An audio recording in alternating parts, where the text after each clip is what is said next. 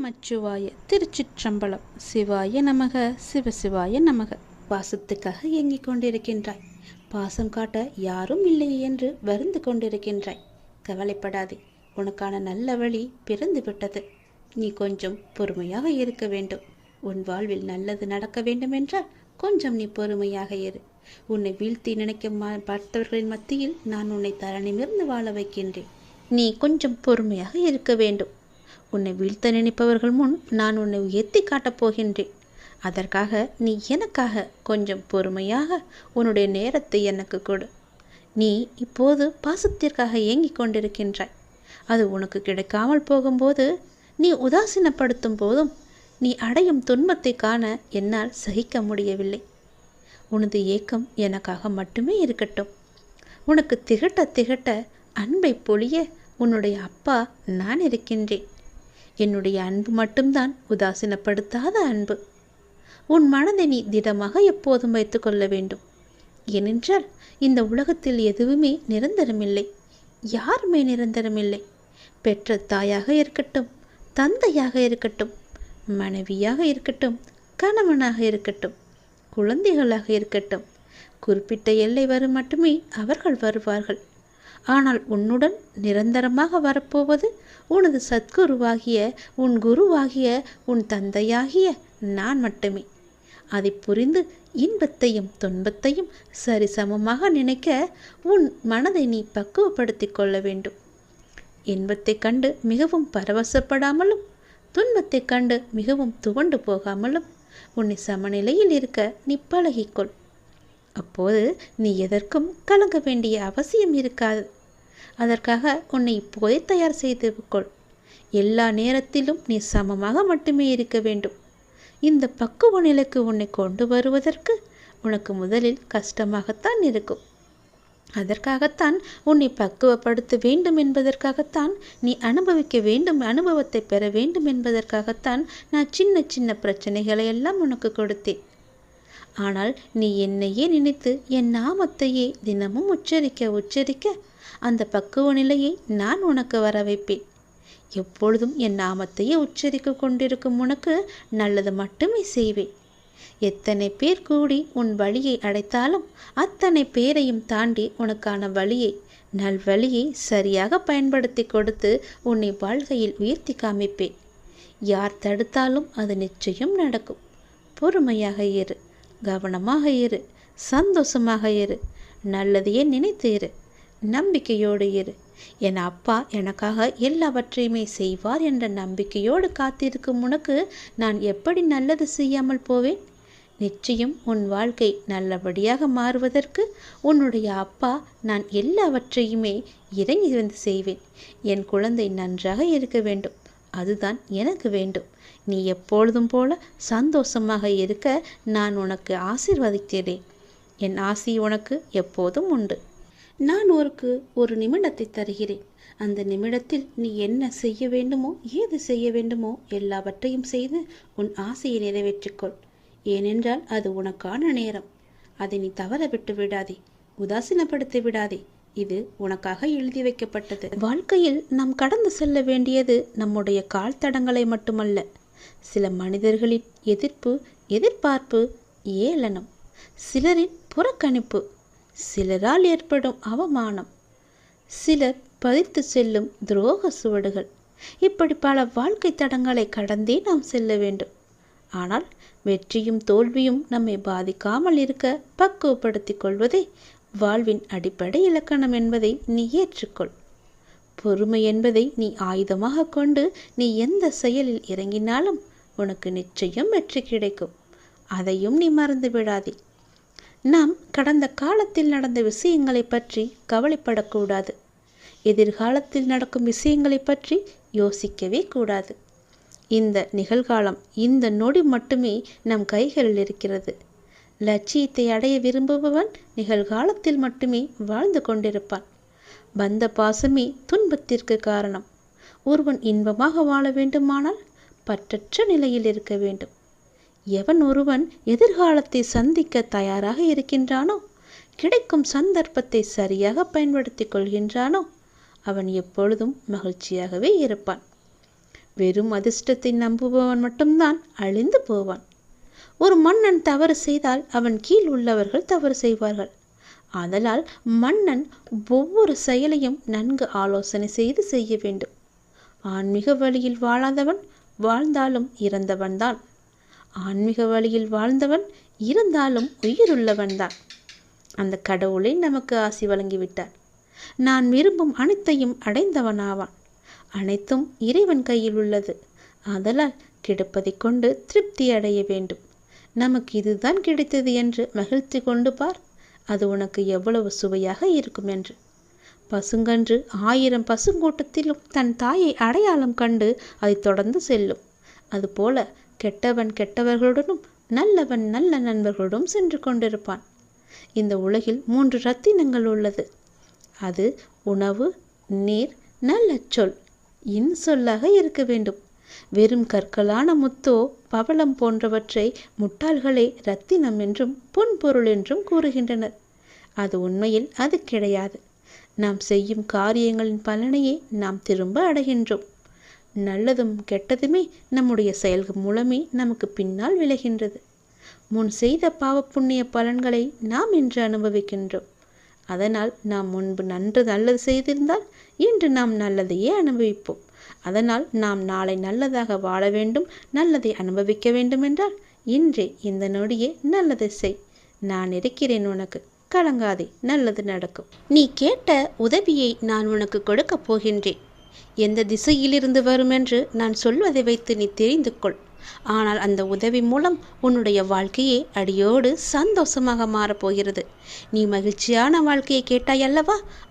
அந்த உதவியை நீ உதாசீனப்படுத்தாமல் பத்திரமாக வைத்து கொள்ள வேண்டும். உதாசீனப்படுத்தி விடாதே. அது உன் வாழ்க்கையே அடியோடு மாற்றப் போகிறது. நீ கேட்ட உதவி எந்த திசையிலிருந்து வரப்போகிறது என்று சொல்கிறேன். இதை நீ முழுமையாக கேள். உன் வாழ்வில் சிக்கலான சவாலான விஷயங்களுக்கு நீ விடை காணப் போகின்றாய். உன் வாழ்வில் இதுவரை இருந்த சிக்கலான விஷயங்கள் எல்லாம் உன்னை விட்டு போகப் போகின்றது. நீண்ட நாட்கள் அதற்கு விடை கிடைக்காமல் இருந்தது அல்லவா? உனக்கு ஆலோசனை தருவதற்கும் சரியான மனிதர்கள் இல்லாமல் இருந்தது அல்லவா? இப்பொழுது உனக்கு சரியான நபர்களிடமிருந்து சரியான ஆலோசனை வந்து உன்னுடைய சவாலான விஷயங்களை எல்லாம் நீ எதிர்கொண்டு அதற்கு விடை கண்டு அதில் நீ வெற்றியும் பெறப்போகின்றாய். நீ கேட்காமலேயே உனக்கு உதவிகள் எல்லாம் வந்து சேரப்போகின்றது. அதுவும் உனக்கு சரியான நேரத்தில் வரப்போகின்றது. தெற்கு திசையிலிருந்து உன்னை தேடி ஒரு உதவி உன்னை தேடி வரும். அந்த உதவியை நீ உதாசீனப்படுத்த விடாதே. உனக்கான சரியான தீர்வை அந்த சரியான நபர்கள் மூலம் உன்னிடம் கொண்டு வந்து சேர்ப்பேன். உனக்கு நிச்சயம் நல்ல தீர்வு கிடைக்கும். நீதியே என்றும் வெல்லும். நான் உன்னை சந்திக்க விரும்புகின்றேன். உன்னிடம் பேச விரும்புகின்றேன். ஒவ்வொரு முறையும் நான் உன்னிடம் வருகின்றேன். ஆனால் இந்த முறை நீ என்னை வந்து பார். நீ என்னை ஆலயத்திற்கு வந்து பார் என்று பலமுறை உன்னிடம் நான் கூறிவிட்டேன். உன்னால் நேரம் ஒதுக்க முடியாமல் இருக்கின்றாய். ஏதோ ஒரு வேளையில் சிக்கி கொண்டிருக்கின்றாய். எனக்காக கொஞ்சம் நேரம் ஒதுக்கு. முன்னதாகவே அதற்கான அட்டவணையை தயார் செய். இப்பொழுது இந்த நாளில் நான் என்னுடைய அப்பாவை சென்று தரிசிக்க வேண்டும் என்று நீயே உனக்கான காலத்தை உருவாக்கிக்கொள். அப்பொழுதுதான் முடியும். யாருக்குமே நேரம் கிடையாதுதான். சம்பாதிக்க வேண்டும் என்ற ஆசையிலேயே ஓடிக்கொண்டிருக்கிறோம். சிறிது நேரம் கூட ஓய்வு இல்லாமல். அதனால் உனக்கு ஓய்வு தேவைப்படுகிறது. என்னை வந்து பார்த்துவிட்டு செல். அப்படியாவது உனக்கு ஓய்வு கிடைக்கட்டும். உன் வாழ்க்கை நன்றாக மாறப்போகின்ற நன்னாள் கூடிய விரைவில் உனக்கு வரப்போகிறது. என்னுடைய பரிபூர்ண அருளால் உன்னுடைய வாழ்வில் இனியதொரு மகிழ்ச்சியான தொடக்கமாக அந்த நாள் அமையப் போகிறது. நீ எண்ணும் காரியங்கள் அனைத்திலுமே உனக்கு வெற்றி மழை பொழிய போகிறது. உன் குடும்பத்தில் அனைவருக்கும் உன்கிட்ட அன்பாக இருக்கப் போகிறார்கள். நீ நினைத்த மாதிரியே உன் வாழ்க்கையில் நல்லது நடக்கப் போகிறது. நீ எதிர்பார்த்த காரியமெல்லாம் வெற்றி மேல் வெற்றியாக வந்து சேரப்போகிறது. நீ எடுத்த காரியத்தில் நிச்சயம் வெற்றி பெறுவாய். இது என்னுடைய பகவான் வாக்கு என்று நினைத்துக்கொள். கடவுள் வாக்காகவும் எடுத்துக்கொள். தெய்வ வாக்கு என்றும் நினைத்துக்கொள். நீ எப்படி வேண்டுமானாலும் எடுத்துக்கொள். ஆனால் இதுதான் நடக்கும் உனக்கு. நீ ஒவ்வொரு நாளையும் கடப்பது தீயின் மீது நடப்பது போன்று மிக கடினமாக இருப்பது போலவும் உணர்ந்து கொண்டிருக்கின்றாய் அல்லவா? நீ என் ஆலயத்திற்கு வா, எல்லாம் சரியாகும். எத்தனையோ துன்பங்களை கடந்து வந்த நீ இந்த விஷயத்தில் மட்டும் கடக்க முடியாமல் அவதிப்படுவது ஏன்? அப்படி கடக்க வேண்டுமென்றால் நீ என் ஆலயத்தில் வந்து என் காலை தொட்டு நீ வணங்க வேண்டும். நீ என்னுடைய குழந்தை. என் பிள்ளையின் வாழ்க்கை தேங்கி இருக்க நான் அனுமதிக்க மாட்டேன். நதி போல ஓடிக்கொண்டிரு, முடங்கி நிற்காதே குட்டையாக. இன்னும் சிறிது தூரத்தில் நீ எதிர்பார்த்த அளவுக்கு பல சந்தோஷங்கள் காத்திருக்கிறது. அங்கு நீ வந்து சேர்ந்து விட்டால் போதும், உன் வாழ்க்கை உயர ஆரம்பித்து விடும். எழுந்து நட, உனக்கு துணையாக நான் இருக்கிறேன். நல்லது நடக்கும் உனக்கு. எனக்கான நல்ல நேரம் பிறக்காதா என்று ஏங்கி தவித்து கொண்டிருந்தாய் அல்லவா? உனக்கான சரியான நேரத்தை நான் குறித்து விட்டேன். அந்த சரியான நேரத்தில் நீ உன் முதல் படியை எடுத்து வை. உன் முதல் அடியே உனக்கான வெற்றி அடியாக இருக்கும். அந்த நேரத்தை நீ சரியாக பயன்படுத்து. சரியான முடிவெடுத்து அதன்படி நீ வை. உன் வாழ்க்கை ஓஹோ என்று இருக்கும். இந்த அப்பன் முருகன் உனக்காக சொல்லும் இந்த சத்திய வாக்கு நிச்சயமாகவே உன்னுடைய வாழ்க்கையில் பலிக்கப் போகின்றது. நீ கேட்டது போலவே உன்னுடைய ஆசைகள் எல்லாம் நிறைவேறப் போகிறது. சரியான முடிவை சரியான நேரத்தில் எடுத்துவிடு. நான் குறித்த நேரத்தில் நீ எடுத்துவிடு. உன் வாழ்க்கை நன்றாக இருக்கும். நீ எது செய்தாலும் காலம் அறிந்து நேரம் அறிந்து நீ பயிர் செய்து பார். உனக்கான சரியான வாழ்க்கை சரியான காலம் எளிதாகவே அமைந்துவிடும். காலம் அறிந்து பயிர் செய் என்பது போல சரியான காலம் அமைவது உனக்கு உணர்த்தப்படும். அப்போது முழு முயற்சியை நீ வெளிப்படுத்த வேண்டும். ஆனால் காலம் உனக்கு சாதகம் இல்லாத நேரத்தில் முழு முயற்சி செய்து தளர்ந்து இனிமேல் முயற்சி செய்ய மாட்டேன் என்று முடிவெடுத்து கொண்டிருக்கின்றாய். அதற்கான நேரத்தை நீ உணரவில்லை. உனக்கான காலம் வரும்போது அப்போது உன் முயற்சி அனைத்துமே வெற்றி பெறும்.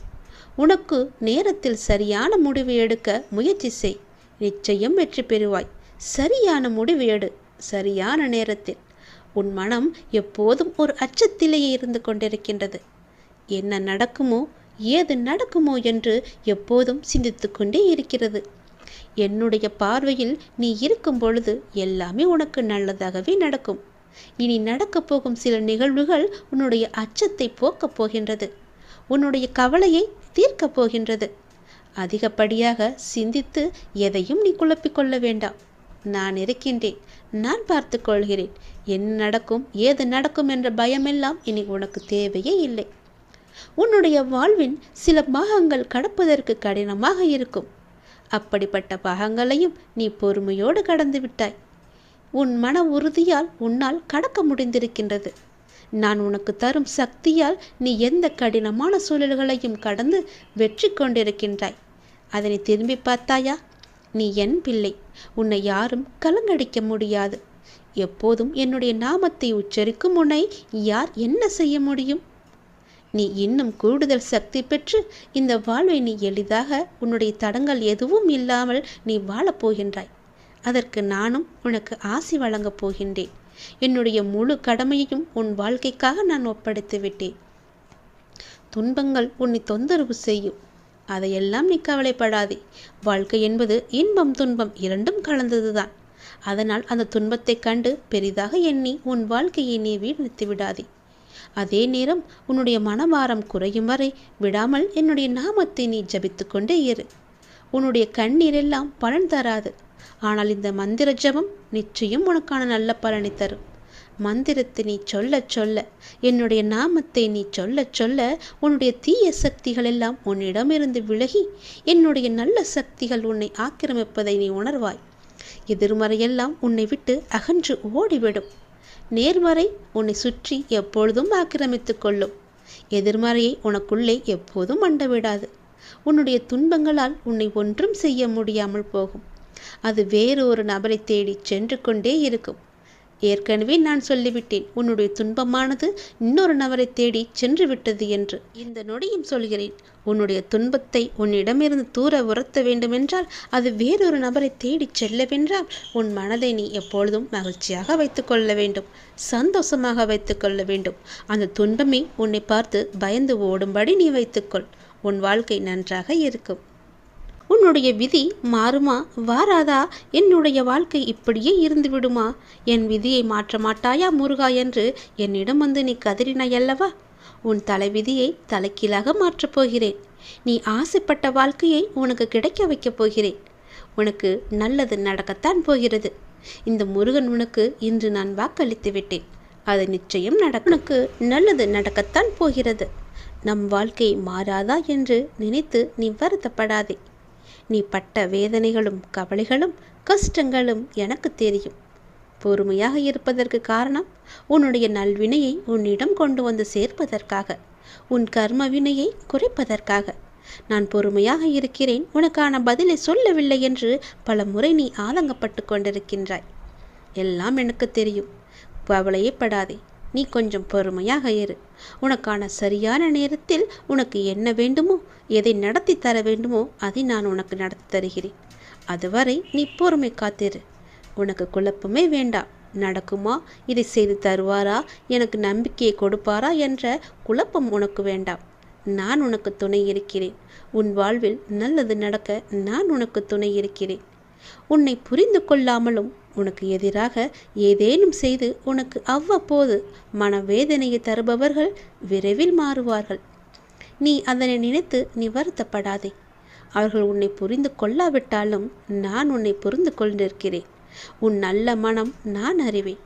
நான் என்னும் அகங்காரத்தில் இருப்பவர்கள் ஒரு நாள் அதை உணர்ந்து உன்னிடம் வந்து தங்கள் செய்த தவறுகளை கூறி மன்னிப்பு கேட்பார்கள். பிள்ளையே, நீ நல்ல காரியங்களை நீ தொடர்ந்து செய்து கொண்டு வா. எதற்காகவும் நீ கலங்காமல் இரு. நீ நல்ல காரியங்களை தொடர்ந்து செய்ய செய்ய உன் வாழ்வில் நல்லதுகள் நடந்து கொண்டே இருக்கும். இப்போது உன் வாழ்வில் நடக்கும் மாற்றத்தில் உனக்கு கொஞ்சம் பொறுமை தேவை. நீ கொஞ்சம் அச்சப்பட்டு கொண்டிருக்கின்றாய். நீ முடிவை மட்டுமே நம்புகின்றாய். மாற்றங்களை உன்னால் உணர முடியவில்லை. ஆனால் இந்த மாற்றங்கள் உனக்கு ஒரு நல்ல முடிவை தரும். கொஞ்சம் பொறு. உன் வாழ்க்கையை முன்பை விட புதுப்பித்து உன் கையில் சிறப்பாக அழகானதாக மாற்றி உன் கையில் தருகிறேன். அது நீ ஏற்கனவே வாழ ஆசைப்பட்ட அந்த வாழ்க்கைதான். அது உனக்கு கிடைக்கப் போகிறது. இந்த மாற்றத்தில் என்னோடு இணைந்து இரு. உன் வாழ்வில் நல்லது நடந்து கொண்டே இருக்கும். நீ ஆசைப்பட்ட வாழ்க்கையே உனக்கு கிடைக்கப் போகின்றது. வாழ்வில் சில விஷயங்கள் கைமீறி போய்விட்டதாக கவலைப்பட்டு கொண்டிருக்கின்றாய் அல்லவா? அதிலிருந்து என்னால் மீள முடியாதா அப்பா, என்னுடைய தலைவிதி அவ்வளவுதானா என அச்சப்பட்டு கொண்டிருக்கின்றாய் அல்லவா? உன் அப்பா நான் இருக்கின்றேன். அச்சம் உனக்கு இனி எதற்கும் தேவையில்லை. உன் தலைவிதியை தலைகீழாக மாற்றி உன்னை தலை நிமிரச் செய்ய உன் அப்பா நான் இருக்கின்றேன். உன் படிப்பு, அறிவு, திறமைக்கு உனக்கு முன்னேற்றத்தை நான் தருவேன். உன் கர்மவினை கண்டு நீ பயப்படாதே. நல்வினையை நான் உனக்கு கொண்டு வருகிறேன். வாழ்க்கையில் அனைத்தையும் பெற்று நீ சந்தோஷமாகவே வாழ நான் உன்னை ஆசிர்வதிக்கிறேன்.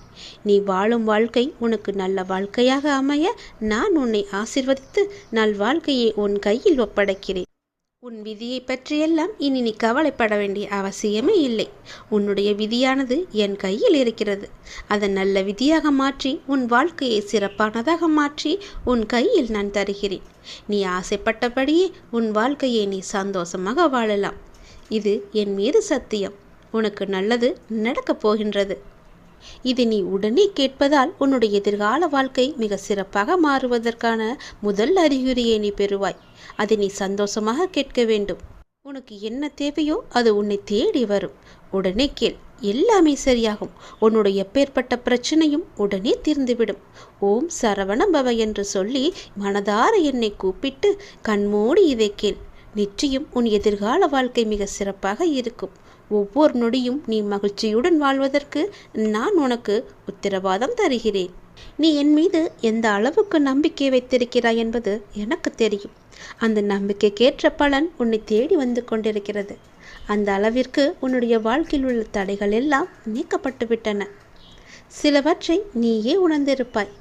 உனக்காக சில விஷயங்கள் மாற்றப்பட்டு இருப்பதையும் உன்னால் காண முடியுமல்லவா? நடந்ததா நடக்கவில்லையா என்று நீயே யோசித்துப்பார்.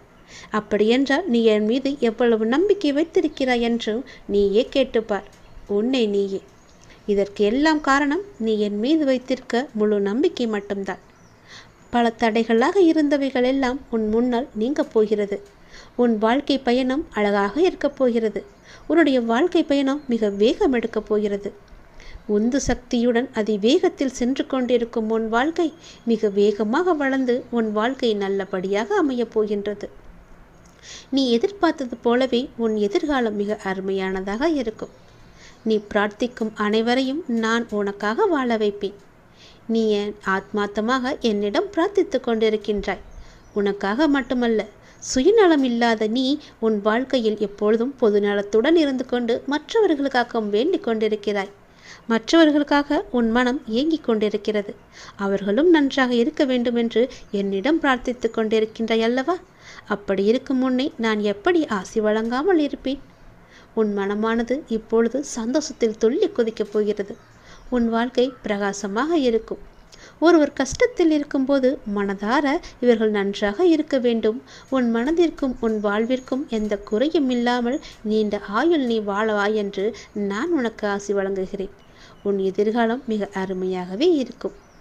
உனக்கு கிடைக்க வேண்டிய ஒவ்வொன்றையும் உனக்கு தவறாமல் கிடைக்க நான் உனக்கு பல முறை வழிகாட்டியிருக்கிறேன். அதை நீ உணர்ந்தாயா இல்லையா? ஆனாலும் சில நேரம் உன்னுடைய அவசர கதியால் அதை பெற என்னென்னவோ செய்து பார்த்து கிடைக்காமல் உன் சக்தியையும் ஆற்றலையும் நீ இழந்து தவித்து கொண்டிருக்கிறாய். ஒவ்வொரு நொடியையும் எப்படி மகிழ்ச்சியோடு வாழ்வது என்பதை அறிந்து நீ மகிழ்ச்சியாக வாழ முயற்சி செய். உனக்கு தேவையானது உன்னை தேடி சரியான நேரத்தில் உன் இருக்கும் திசை தேடி உன்னை வரும். கவலையே படாதே. உனக்கானது உன்னிடத்தில் வந்து கேட்பது என்னுடைய பொறுப்பு. நீ என்னிடம் மலர்களை கேட்டாய், ஞாபகம் இருக்கிறதா? அந்த மலர்களுக்கு பதிலாக அந்த மலர் வனத்தையே உனக்கு தந்துவிட்டேன். நீ தண்ணீர் கேட்டாய், அதற்கு பதிலாக அமுதத்தை உனக்கு தந்தேன். அதை நீயும் பருகினாய். பள்ளத்தில் விழுந்து கிடந்த உன்னை சிகரமாய் மேலே எழச் செய்தேன். நீயும் எழுந்து சிகரமாக வெளிச்சமாக எல்லோருக்கும் ஒளி தரப்போகிறாய். வெள்ளத்தில் சிக்கி தவித்த உன்னை கரையில் சேர்த்தேன். பிணியில் தவித்த உன்னை மருந்தாய் வந்து உன்னை காத்தேன். எதில் நான் துடித்தாலும் எப்பொழுதும் உனக்கு துணையாக நான் அப்பா இருப்பார் என்ற நம்பிக்கையோடு ஒவ்வொரு நாளையும் நீ கடந்து கொண்டிருக்கின்றாய். எப்பொழுதும் என் நாமத்தையே நீ ஜபித்து கொண்டிருக்கிறாய். அதுவே உனக்கு ஒரு புது உற்சாகத்தை தரும். உன் வாழ்க்கையில் உள்ள எல்லா சிக்கல்களையும் போக்க அதுவே உனக்கு பெரும் துணையாக இருக்கும். என் நாமத்தை சொல்லி வா, நல்லது நடக்கும்.